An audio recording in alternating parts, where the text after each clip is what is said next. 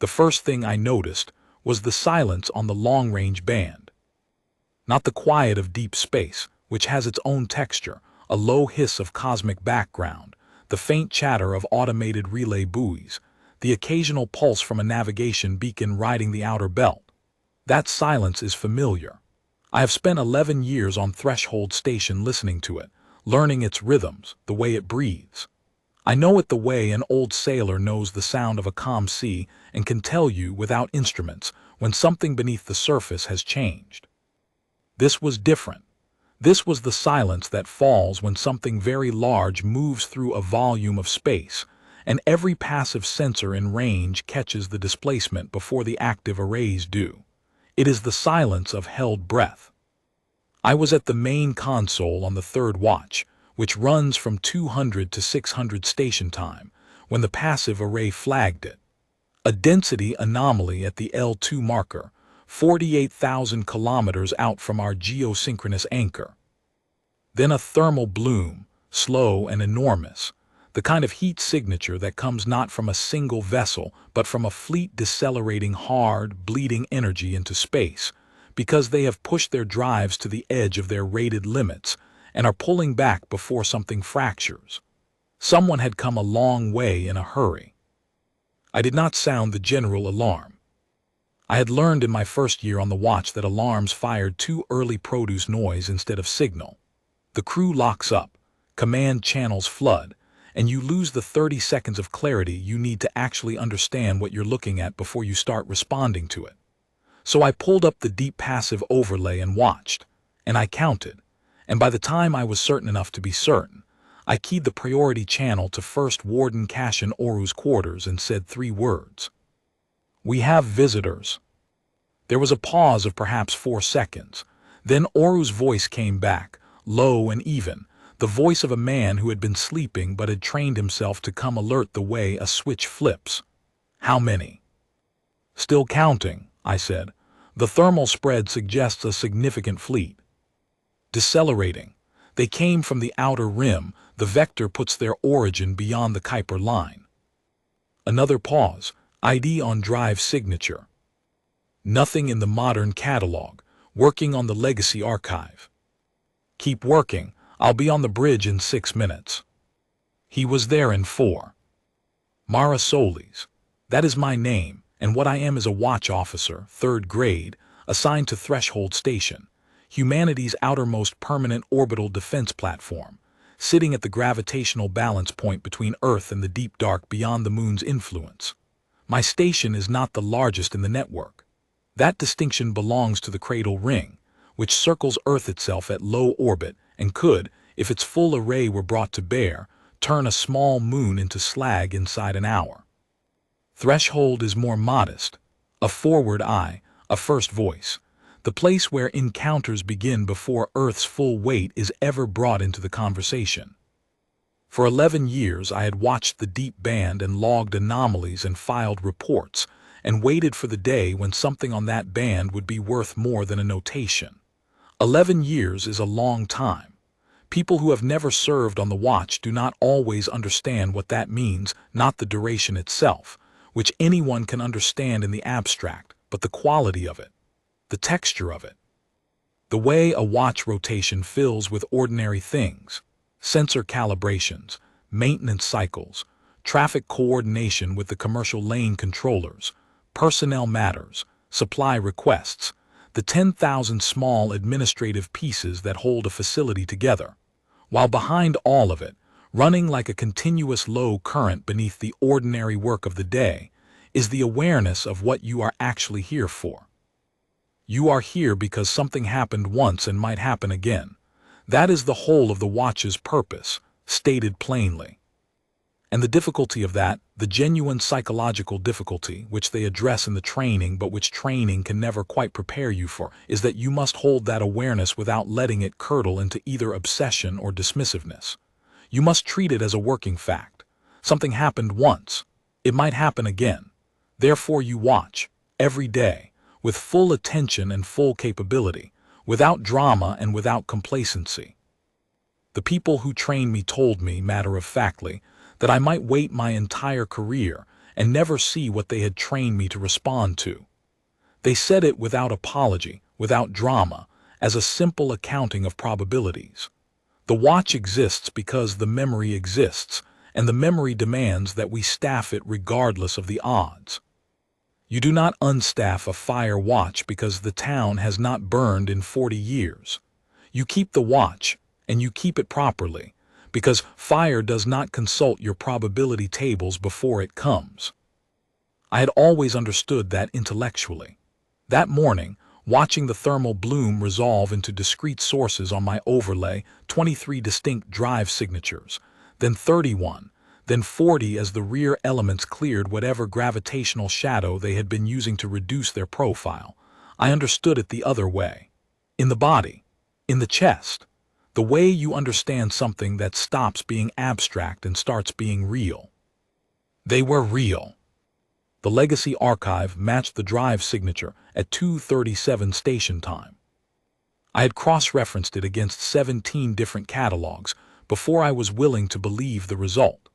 The signature matched a class of vessel that humanity had no direct record of seeing in operation, only in the accounts, the old accounts, the ones that live in the underground archive beneath the Andean repository, transcribed from oral tradition and from the carved records that the deep survey teams had found in the bedrock of the Zagros Mountains 40 years ago.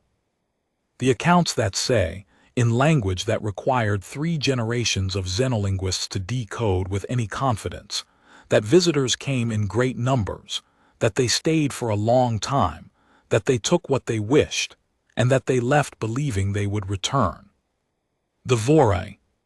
That is the name the archive had settled on, transliterated from the root sounds in the carved records. We did not know if they called themselves that. We did not know, for certain, what they looked like. We knew the silhouette of their ships from pictographic records left in cave systems on 6 continents. A broad hull shape, layered, with what appeared to be external structural ribs, and a characteristic asymmetric exhaust configuration that would produce exactly the drive signature now rolling across my passive array. We had been waiting for them for a very long time. I want to be precise about what I mean when I say waiting, because the word is often misunderstood. People hear waiting and they think of helplessness, of someone standing at a window, watching for a ship to come in with no power to do anything but hope. That is not what we mean on the watch. What we mean is preparation carried forward, the recognition that a thing which happened once will in time happen again, and that the only dignified response to that recognition is to spend the intervening years making yourself ready. Not anxious, not frantic, ready. The Vorai came approximately 40,000 years ago, by humanity's best estimate. The carved records are consistent with that range, and the isotope dating on the carved sites gives a bracket of 38 to 42,000 years. They came in a fleet not unlike the one now decelerating toward us.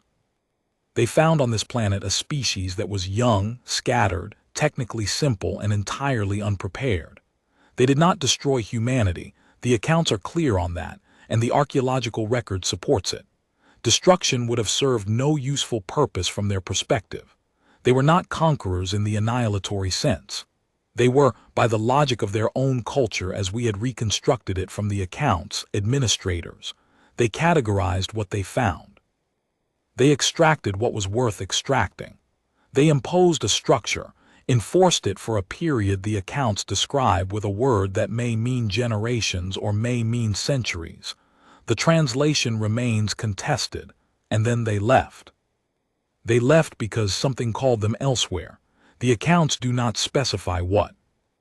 Whatever crisis or opportunity had pulled the Vorai from this backwater of their operation was, from their perspective, significant enough to abandon a productive site temporarily. The word that appears in the final carved records, the word our linguists translated most carefully, with the most back and forth, carries connotations of administrative deferral, not abandonment, suspension. The kind of suspension that a regional officer files when they must leave a productive station for urgent business elsewhere, but intend to return when circumstances allow. They had suspended us, they had put us on hold. The final carved record, the one found deepest in the Zagros Formation, the one that took the longest to decode, says something that every xenolinguist who has worked on it has translated differently in the specifics but consistently in the meaning. They will come back. They left believing they would come back. Whatever had called them away was temporary in their estimation. The thing on this planet, humanity, was something they expected to return to, resume processing, and eventually close the account on in the fullness of their administrative timeline. They expected to find it much as they had left it. I thought about that as I watched their fleet complete its deceleration burn and settle into a holding position at 32,000 kilometers. 32,000 kilometers. From that distance, Earth is a disk still recognizable as a planet, still wearing its blue and white and brown, but surrounded now by things that were not there when the Vorai left. The cradle ring catches sunlight at low orbit and throws it back in a band of pale fire visible from 30,000 kilometers without magnification. The deep space traffic lanes carry, at any given hour, between 200 and 400 vessels of various classes, and the biggest of them, the long-haul fleet carriers that run the outer system routes, are large enough to register on passive sensors from that range as distinct gravitational sources. The orbital defense platforms are not hidden. They were never designed to be. Their visibility is their first argument. I wondered what it looked like from 32,000 kilometers. I wondered if it looked, to whatever eyes the Vorai used to see with, anything like what they had expected. First Warden Oru arrived on the bridge at 2:41. He is a tall man, dark and lean, with the deliberate economy of movement that I have observed in every long-service command officer I have ever worked under, the economy of someone who learned early that urgency is not the same as speed, and that unnecessary motion in a command space bleeds confidence from the people watching. He looked at my overlay for 45 seconds without speaking. Then he looked at me. "Vorai," I said. "Drive signature confirmed against the legacy catalog. Fleet size now at 51 distinct sources. The largest are consistent with capital-class vessels, as described in the Zagros pictographs." He nodded once. He pulled up the communication log to confirm that no hails had been received, nothing on any frequency. They had arrived and stopped and gone quiet. Either they were observing, or they were deliberating, or they were having a very difficult time processing what their sensors were telling them. "Protocol 7, Oru said. "Protocol 7 is the contact procedure established by the Earth Defense Council for first engagement with a returning legacy catalog force.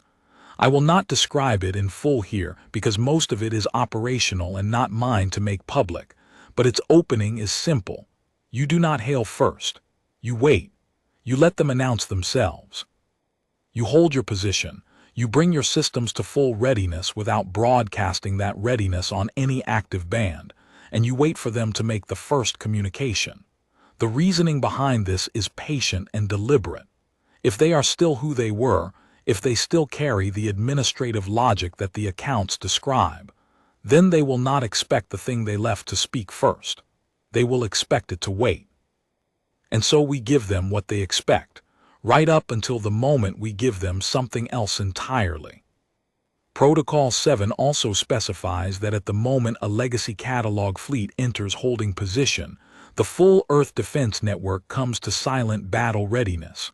Not announced, not demonstrated, simply achieved. I keyed the confirmation to the network relay at 2:43.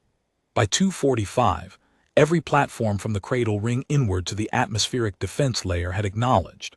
The warships on standby rotation, 6 of the Rampart-class heavies, which run roughly 4 kilometers from bow to stern, and carry enough independent firepower to reduce a fleet of 51 to debris inside 12 minutes, had already been advised and were maneuvering to their protocol positions in the traffic lanes. From 32,000 kilometers, against the background noise of legitimate deep space commerce, the warship movements were effectively unreadable. You would have to know exactly what you were looking for and where to look for it.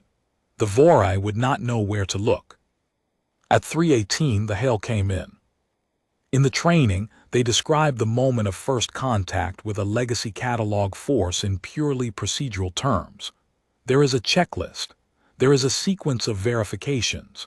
There is a protocol number and a chain of authorization. They describe it this way because that is how it must be handled, procedurally, methodically, without the hands shaking. The training is designed to give you the checklist to hold onto in exactly the moment when the checklist is all that is standing between you and the feeling that the floor has dropped out from under you. I am not ashamed to say that I felt that when the hail came in. I felt the floor drop. Not fear, I want to be precise about this, not fear in the sense of anticipating harm, because everything I had trained for told me that harm was not the most likely outcome of this morning. It was something more like vertigo, the sudden, physical awareness of being at the exact center of something that had been aimed at this moment for a very long time. The watch had run for 60 years on the current platform, and for decades before that in earlier forms, and every single watch rotation in all of that time had been aimed at this frequency, at this moment, at the possibility of exactly this signal coming in. All of those rotations, all of those ordinary mornings, all of those log entries saying nothing to flag, all of those careful maintenance cycles on equipment that no one was certain would ever be tested, all of that had been pointed here, and now here was here. I held the checklist. I ran the protocol. I did not let the hands shake where anyone could see. The hail was on a frequency we had expected, the carved records preserved in schematic form, the communication parameters the Vorai had used during their first presence here, and the Xenolinguistics team had reconstructed the signal format decades ago in preparation for exactly this moment. The hail itself was in a form of their language. We had partial reconstruction of that language from the accounts, enough for what we needed to receive them. I ran it through the translation matrix and read the output twice before passing it to Oru. The hail was, in essence, an administrative notice. It announced the return of a collection authority. It referenced, in terms that were clearly formulaic, the language of bureaucratic procedure rather than genuine communication, the prior administrative arrangement that had existed on this world. It stated that the arrangement would now resume. It included what appeared to be a schedule of expected deliverables. They had come back to collect. They had arrived above a planet ringed with fire and filled with warships and girded with orbital platforms that could have stripped their entire fleet to ionized gas, and their first communication to us was an administrative notice about collection schedules. I looked at Oru, he looked at the translation. His face did not change. "They didn't look," he said. "Sorry." "They didn't actually look at what's here." He set the translation down. They came in, they ran their standard scan, they filed into holding position, and they sent the administrative hail because that's the procedure. Their running procedure. They haven't looked at the data their own sensors are giving them. I thought about that. 40,000 years of assuming that the thing you left would stay where you left it, remain what you left it as, wait patiently for your return. 40,000 years of treating a world as a line item in a ledger. When you arrive, you do not look with new eyes. You reference the ledger. You run the procedure. The data that contradicts the ledger is noise until someone senior enough to authorize a deviation from procedure actually looks at it and calls it signal. How long, I asked, before the procedure breaks down and they start actually reading their sensor data? Depends on how rigid their procedural hierarchy is, Oru said. Could be hours, could be less. He straightened. Draft a response. Standard acknowledgement in their language format as close as the matrix can get us. Keep it simple. One sentence. Tell them we receive their notice and are preparing our own communication. You want to keep them in procedure mode. For as long as possible, while they're running procedure, they're not running combat readiness. He paused. They're also not leaving.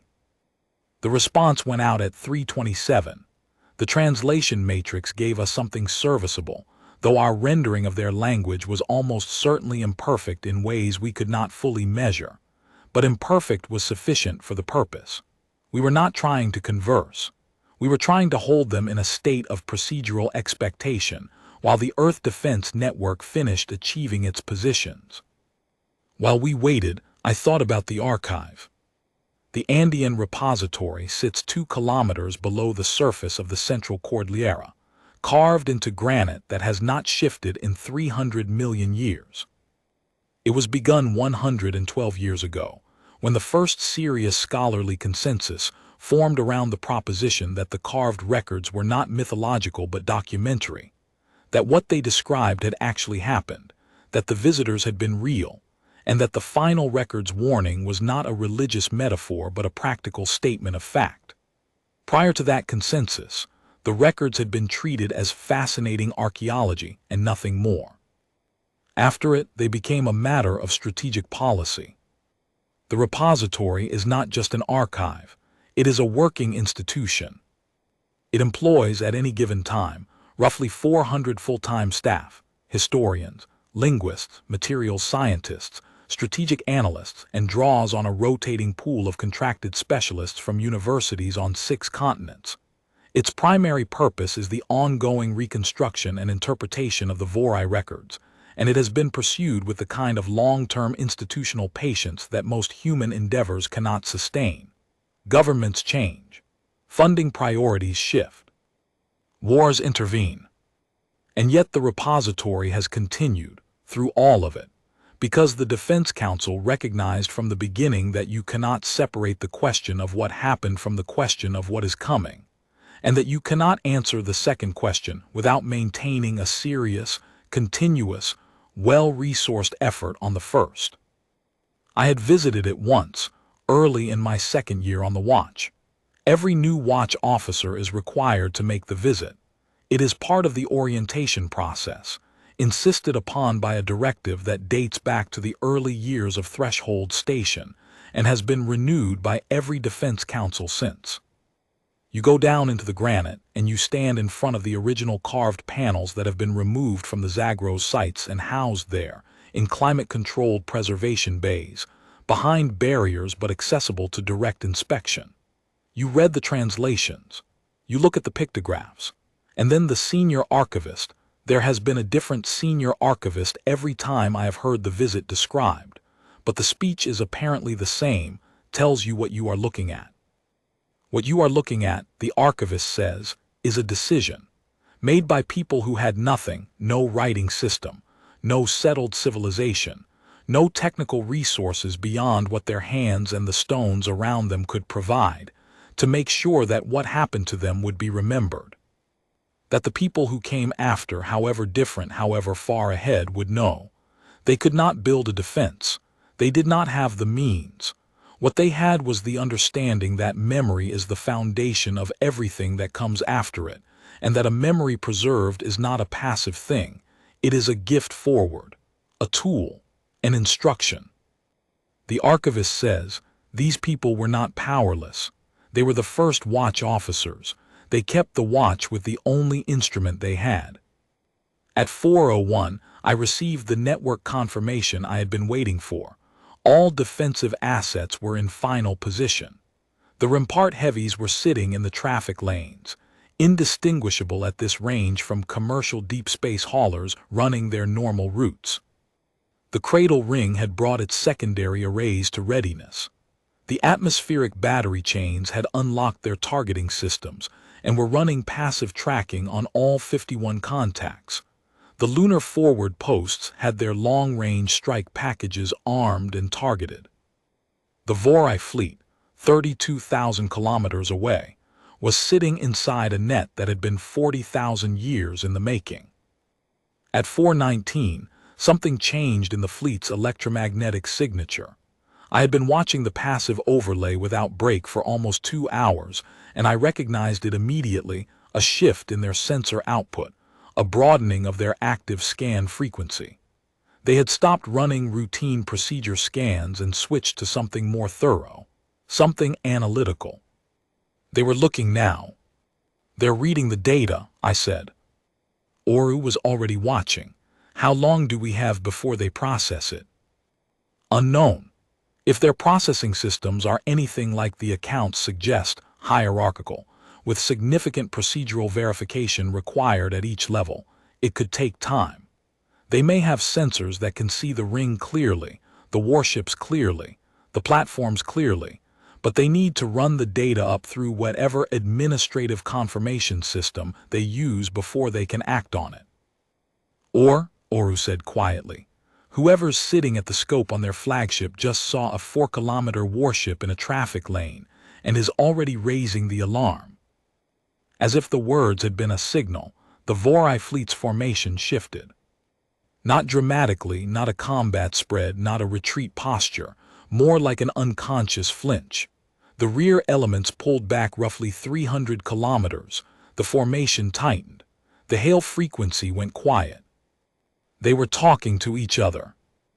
I have tried in the years since to imagine what that conversation must have been like. I have tried to construct it from the outside, from what we could read in their emissions and their formation behavior and the long silence that followed. I picture the commander of that fleet, whatever shape that creature takes, sitting before a sensor display that is showing them a planet that does not match any record they hold.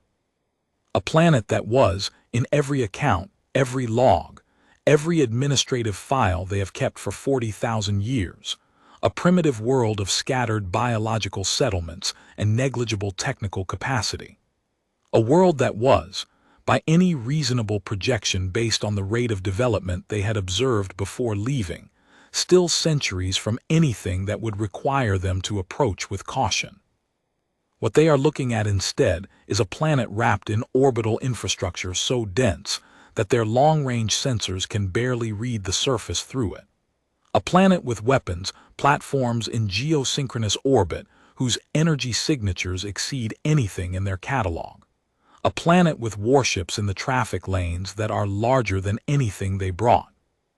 And somewhere in the middle of processing all of that, the scope reader on that flagship, or maybe the fleet commander themselves, in the long silence of a shocked mind reaching for something it can hold onto, they are seeing Threshold Station. They are seeing me. A forward post, and I, a voice sitting between them and that impossibility of a planet, calm and lit and fully operational, waiting. I think about what that must have felt like. I feel something that is not quite pity but shares a border with it. The Vorai fleet went silent for 1 hour and 43 minutes. During that time, their formation behavior told a story that our analysts have spent years unpacking. The initial flinch backward was involuntary, probably not ordered. It was the kind of movement that happens when enough people at enough stations simultaneously input a course adjustment without a fleet-wide order, which means the data was hitting individual crew members hard enough to produce individual reactions before the command structure could formalize a response. That is significant. That tells you something about what they were seeing and how it was landing. After the initial pullback, the formation stabilized and the command discipline reasserted itself. The rear elements stopped retreating and held their new position. The flagship and the 3 vessels closest to it, which we read as an inner command group, went through several position adjustments that our analysts read as the equivalent of officers gathering in a room. Not a physical gathering, but an electronic one. The ships maneuvering to close the distance between their command systems and reduce communication lag for whatever council was being held. Then nothing. For 1 hour and 19 minutes, nothing but the low hum of their drives maintaining station keeping and the faint chatter of what we read as internal communications traffic. Too encrypted and too dense to parse, but clearly massive in volume relative to what had been flowing before. Whatever was being said inside that fleet during those 79 minutes was the administrative equivalent of a civilization reconsidering everything it thought it knew about a situation it had considered resolved. I sat at my console and watched the passive overlay and drank 2 cups of the terrible coffee that Threshold Station has produced In every configuration I have known it, and thought about what I would say if I were the fleet commander on that ship. I would not know where to start. That is what I concluded.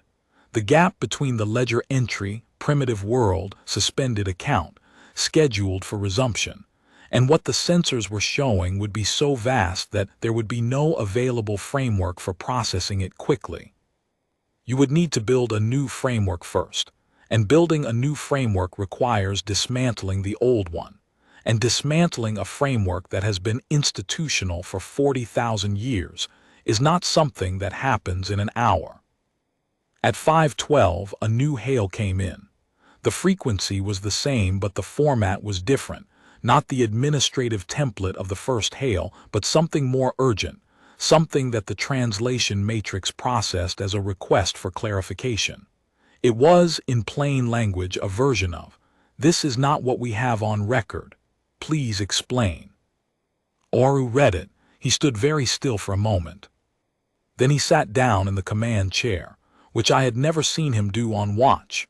He normally worked standing at the secondary console, and he pulled up the prepared document that had been sitting in the network archive for the better part of 20 years, updated regularly, maintained by a standing committee of historians and strategists and communication specialists, waiting for exactly this moment.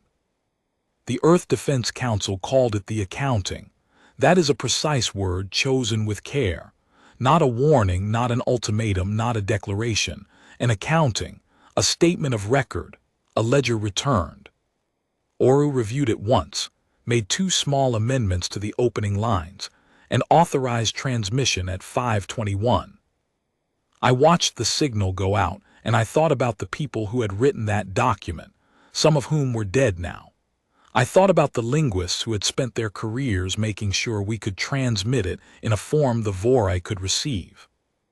I thought about the engineers who had built Threshold Station and the Cradle Ring and the Rampart-class warships and the atmospheric batteries and the lunar forward posts, each generation building on what the last had built, each generation understanding, not in an abstract way but in a working, practical, daily operational way, that the things they were building might someday be needed, not hoped for, not counted on for anything other than their purpose, built because the memory said build, and the memory was treated as a form of duty. The accounting took 11 minutes to transmit in full. It opened with a formal acknowledgement of the Vorai's prior presence on this world and the nature of that presence. It used the Vorai's own administrative language to name what had been done here: the categorization, the extraction, the imposed structure, the departure. It named the length of absence, 40,000 years, give or take 2,000 by humanity's own chronological system, cross-referenced to the astronomical markers the Vorai had used in the original carved records. It noted without emphasis that humanity had used that time. Then it described what had been built. Not as a boast. The committee had been very precise about tone.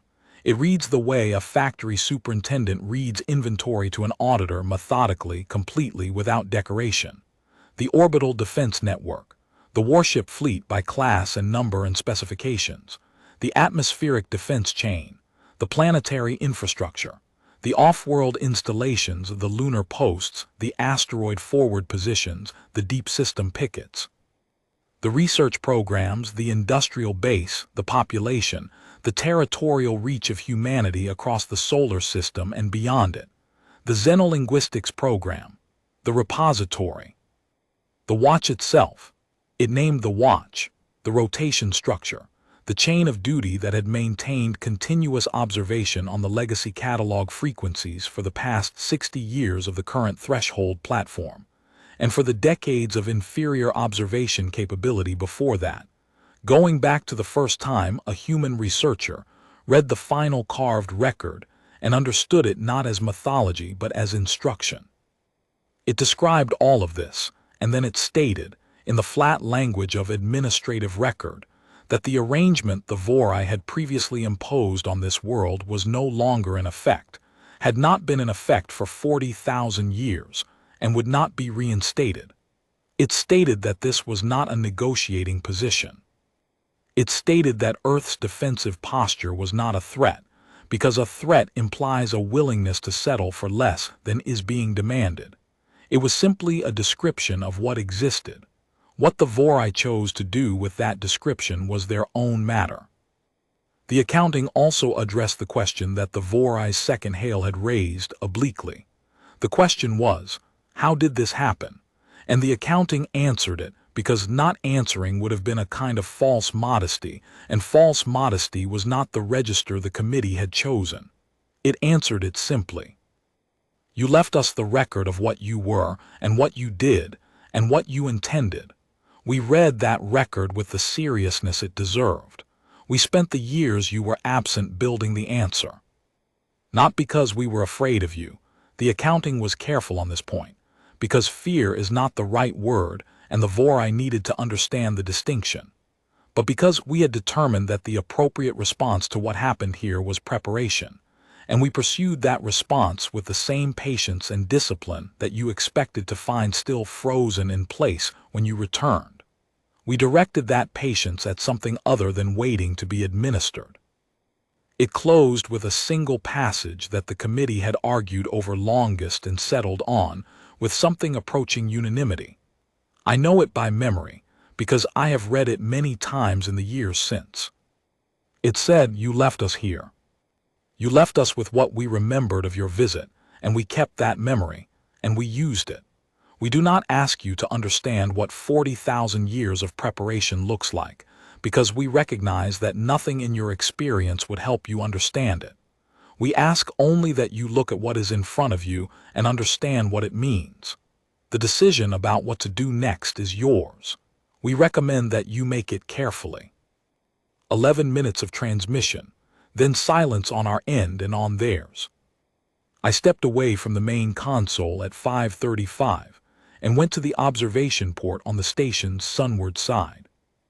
It is a thick pane of reinforced polymer, not glass. Nothing on a defense platform is glass, but it is optically clear, and from it on a good day you can see the cradle ring catching the sun. That morning it was visible, a line of pale light drawn across the blue-white arc of Earth below, steady and vast and calm, exactly as it had been every morning of my 11 years on the watch.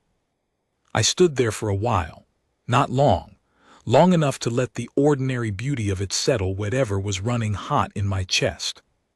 When I came back to the console, Oru was reading the latest formation data. The Vorai fleet had pulled back another 1,200 kilometers during my absence. The rear elements were showing increased drive temperature, low level, but consistent with a fleet that was slowly, carefully, without any sudden movement that might be misread, orienting itself for departure. They were going to leave. I had understood, intellectually, that this was the most likely outcome. The Defense Council's planning documents had estimated it at somewhere above 90% probability, given the quality of the assets Earth could bring to bear. There had never been a realistic scenario in which 51 ships of the classes the Vorai had brought could have prevailed against what surrounded them. The math did not allow for it. The Vorai, if their administrative logic was as the accounts described, would eventually run that math and arrive at the same place. Creatures who think of themselves as administrators do not typically choose to destroy themselves when the numbers do not support it. They find another way. They adjust the ledger. Understanding that, knowing it as a working probability, that was one thing. Watching the formation data shift, watching the drive temperatures rise slowly on my thermal overlay, watching 51 contacts begin the long, careful turn that would put them on an outbound vector, that was something else. I found myself thinking of the people in the carved records, not as historical abstractions, not as a distant people separated from me by 40,000 years of time and change, so vast that they barely read as the same species. I found myself thinking of them as people who had been here, on this planet, and had looked up at something they had no power to address, and had done the only thing they had the power to do. They had remembered it. They had kept the memory. They had carved it into stone in the deep dark of mountain caves so that it would last, so that it would survive whatever came, so that whoever came after them would know what had been here and what it had done and what it had said before it left. They will come back. That was the final carved record. That was the warning passed forward across 40,000 years in the only medium available to people who did not yet have anything else. Stone, carved by hand, preserved by geological accident, and by the decision of people who understood in their bones that memory was the first tool of defense. They left us the memory, we did the rest. I do not know how long I sat thinking about them. Not so long that Oru noticed, I think, or if he noticed, he said nothing.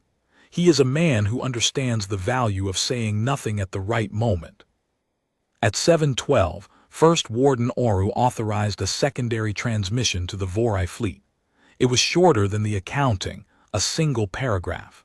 It told them that Threshold Station's communication relay would remain open on their frequency for 48 hours.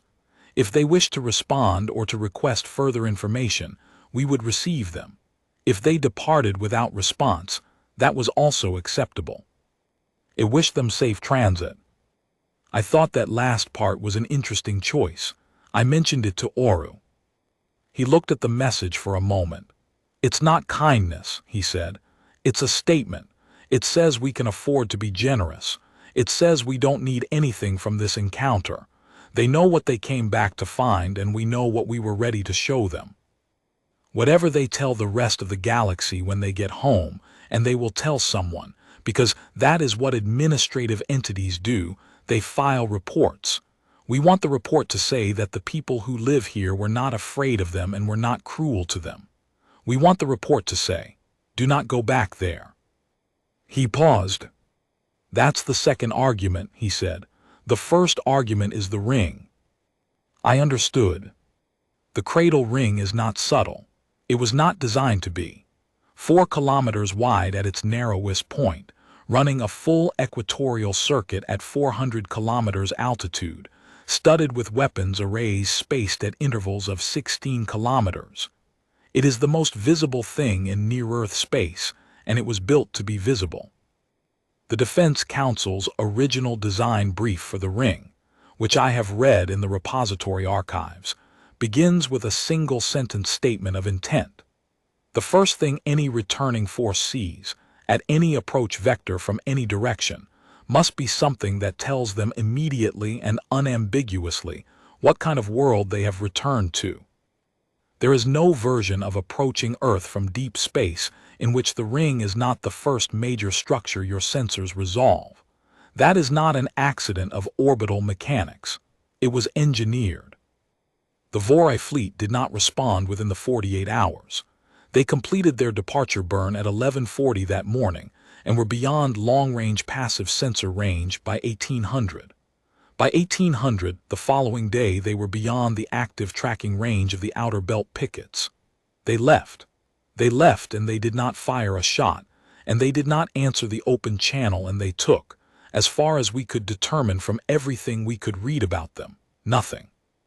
Whatever collection schedule had been in that first administrative hail, whatever line items had been entered in whatever ledger they had kept for 40,000 years, they closed the file without making the collection. Whether they closed it permanently, I cannot say. Nobody can say. That is one of the things the Defense Council had to sit with in the aftermath, and I imagine they are still sitting with it. The most likely reading, based on everything the analysts have worked through since, is that the Vorai went home to report, and that the report produced some form of internal deliberation about what to do next. The Vorai's administrative culture, as we understand it, is not structured for rapid reversal. The same procedural rigidity that kept their fleet commander running collection protocol in the face of contradicting sensor data would make it difficult to quickly arrive at any new policy for dealing with a world that had stopped being what the file said it was. What that deliberation produces, eventually, is unknown. There is a school of thought in the defense analysis community that the Vorai will not return, that the cost-benefit calculation, once properly updated with the new information, will render this world an unprofitable line in a ledger that the Vorai have presumably many other lines in. There is another school that argues the opposite, that administrative systems of the type the accounts describe do not handle anomalies by writing them off. They handle them by escalating, by bringing more resources to bear, by treating the unexpected result as a problem to be corrected rather than a situation to be accepted. Both schools have good arguments. Both schools agree that the watch must continue, and that the network must be maintained, and that whatever the Vorai decide, Earth will not be caught flat-footed by the answer. On that point there is no disagreement. Oru and I remained on the bridge together, long after the fleet had gone beyond passive range. There were other officers who could have managed the watch, and both of us knew it, but neither of us moved to hand off, and neither of us raised the subject. Some moments you do not leave until they are finished. At some point around 1300 hours, when Earth was rotating the Pacific into the window below, and the traffic lanes had returned to their ordinary rhythms, Oru made 2 cups of coffee from the bridge station's dispenser and put one on the console beside me without comment. We stood and drank for a while in the comfortable silence of 2 people who have worked in proximity long enough to know when words are needed and when they are not. After a while he said, "What are you thinking about?" I told him I was thinking about the people who carved the records. He nodded and did not say anything. He has been on the watch longer than I have, 17 years in total, the last 6 as first warden, and he had visited the repository more times than he could count. He understood the weight of that particular thought without needing it explained. "Do you think they knew?" I asked. Not precisely what I meant, but he took my meaning. That eventually someone would read it and do something about it, he considered. I think they knew it would be read. Whether they could have imagined what doing something about it would eventually look like. He gestured, a small motion that encompassed the station around us, the network beyond it, the ring visible in the window below. I think that was beyond what any of them could have held in their minds. The scale of it. They couldn't have imagined the cradle ring. No, but I don't think they needed to. What they needed to imagine, what they did imagine clearly because it's in the record, was the next person. Just the next person. Someone who would read the mark they made and understand what it meant and decide to pass it forward. That's all the imagination required at any single step in the chain. You don't need to see the ring when you're carving the record. You need to see the person who will read the record. Everything else follows from that. I thought about that for a long time afterward. About chains of people, each one seeing only as far as the next, none of them able to see what the chain eventually reached. The researcher who first read the Zagros records as documentary rather than mythological could not have imagined the repository. The founders of the repository could not have imagined the Defense Council's decision to treat the warning as strategic policy. The first engineers who began serious orbital work on the Threshold platform could not have imagined the cradle ring. And the people who had built the ring could not have imagined this morning, could not have known that the morning would come in their own time, that the chain they were one link in would be tested before the century was out. And yet every one of them had done their part. Every one of them had seen the next person clearly enough to pass the work forward in a form the next person could use. That is the architecture of 40,000 years of preparation, not a single genius, not a single plan that anyone understood from beginning to end. A chain of ordinary people, each doing the reasonable thing given what they knew, each trusting that the chain would be continued after them. The discipline is not the discipline of a single great act. It is the discipline of continuity, the discipline of passing forward. I have met people since the declassification who find this disappointing. They want the story to be about a decision made, a leader who saw clearly, who understood completely, who designed the response from start to finish. That is the kind of story that is easy to tell and easy to honor. A singular vision, executed with clarity, vindicated by outcome. What actually happened is harder to hold in the mind and harder to honor properly, because it is not the story of a singular anything.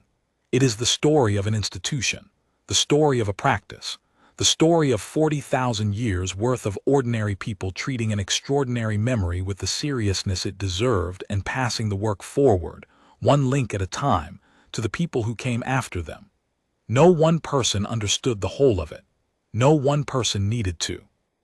Each person understood their piece, did their piece with integrity, and trusted the chain. That is harder to celebrate. It does not produce a statue-worthy figure.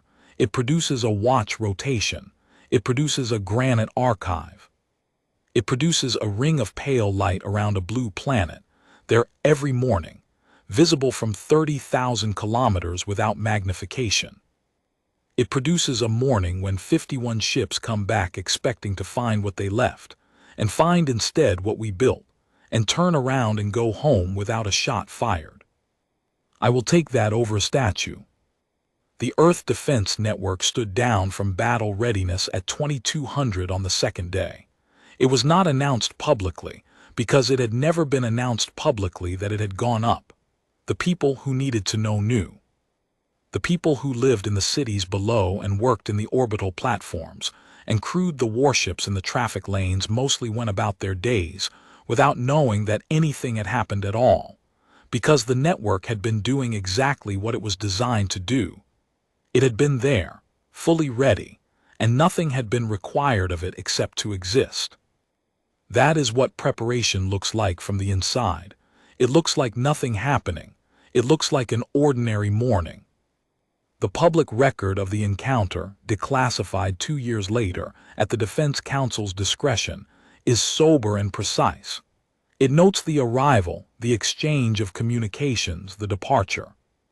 It provides a summary of the accounting, which most people found more interesting as a historical document than as a piece of crisis communication. It notes that no hostile action was taken by either party. It notes that the encounter ended without incident. Without incident. I have thought about that phrase many times. It is technically accurate. No weapons were fired. No lives were lost. No territory was contested. No infrastructure was damaged. By any standard measure of what constitutes an incident, the encounter does not meet the threshold. And yet something happened that morning that I cannot bring myself to call uneventful, even knowing that uneventful was exactly what we had prepared for. Uneventful was the goal. Uneventful was the design intent. The entire network, the entire decades-long investment in hardware and personnel and institutional knowledge, was aimed at producing a morning that would, from the outside, look like nothing at all. What the public record does not fully capture, what no record ever fully captures, is the weight of the years before that morning.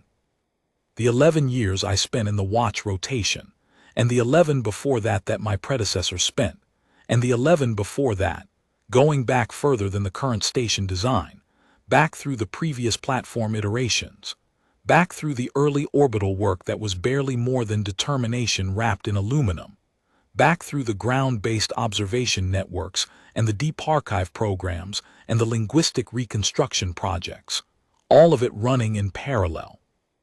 All of it aimed at a single point in the future that nobody could date and nobody could promise would ever arrive. I have been asked, since the declassification, what it felt like to be the watch officer on duty when they arrived. People expect a dramatic answer. They expect something about fear or pride or the grandeur of the moment. I try to give them the honest answer, which is less satisfying but more true. What it felt like was correct. Not triumphant, not relieved, correct. The way a calculation feels when you run it to completion and the result matches the prediction. The way a long-maintained piece of machinery feels when it operates exactly as it was designed to operate on the day it is finally called upon to do its job. The preparation had been made. The moment had come. The preparation had been sufficient. These three facts existed in a simple, quiet relationship to each other.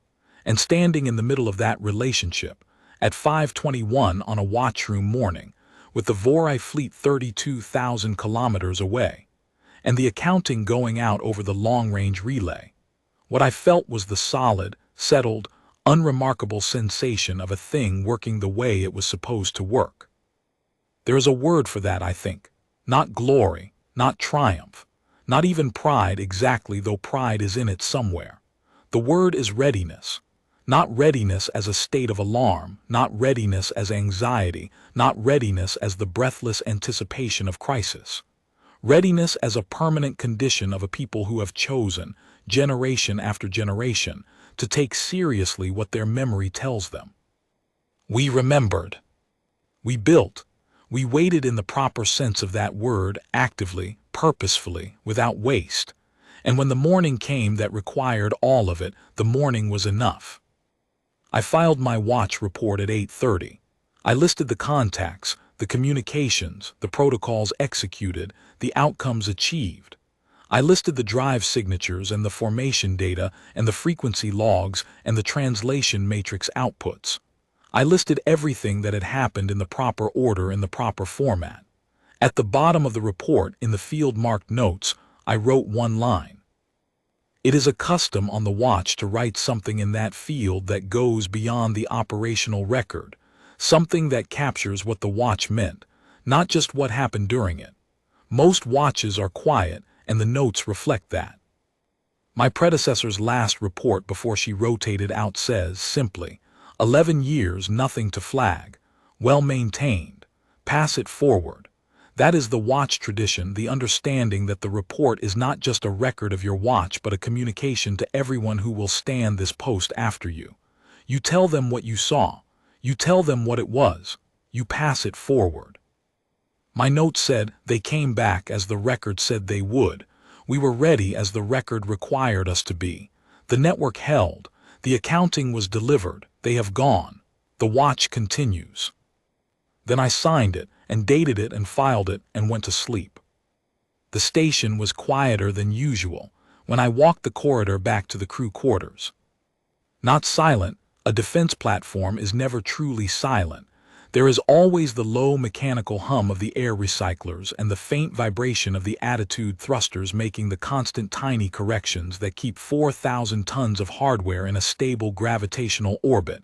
But the particular quality of the noise was different. Lower. Slower, the station exhaling.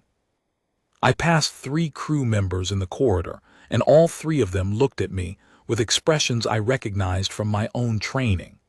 The expression of someone who has just been part of something they do not yet have the full language to describe, and who is waiting quietly for the language to arrive.